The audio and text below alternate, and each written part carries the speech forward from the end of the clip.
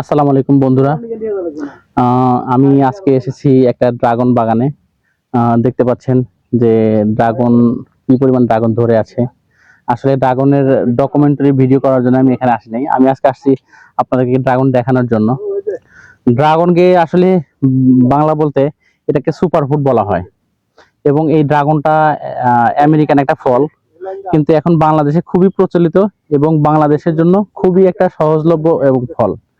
এবং এই ফলটি আপনার শরীরে ভিটামিন সি কে কভার করে, অ্যান্টিঅক্সিডেন্ট কভার করে, আয়রন ফাইবার দুটো এর মধ্যে আছে। এতে খুবই পুষ্টিগুণ এবং শিশু এবং গর্ভবতী মা থেকে শুরু করে সবার শরীরের জন্য এই ড্রাগন ফলের গুরুত্ব এক কথায় অপরিসীম। তো এই ফলটি আসলে এটা খুব কম পানিতেই জন্মে।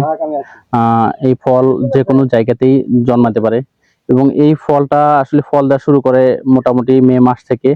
তো নরমালি নভেম্বর মাস পর্যন্ত এর ফুল সেলিং থাকে এবং ডিসেম্বর মাস পর্যন্ত এই ফলটাকে হারভেস্ট করা যায়। এবং চাইলে আপনারা ছাদ বাগানেও করতে পারেন। এরকম দেখেন যে মানে যদি ওপেন ফিল্ডেও করেন, মাশাআল্লাহ কত সুন্দর ফল।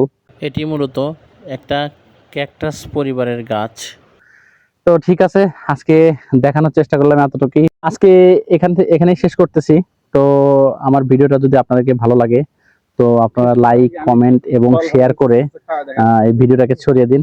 এবং আপনাদের জন্য খুব দ্রুতই আমি এই ড্রাগনের একটা ডকুমেন্টারি ভিডিও নিয়ে আসতেছি। দেখা হবে ইনশাল্লাহ আপনার সাথে।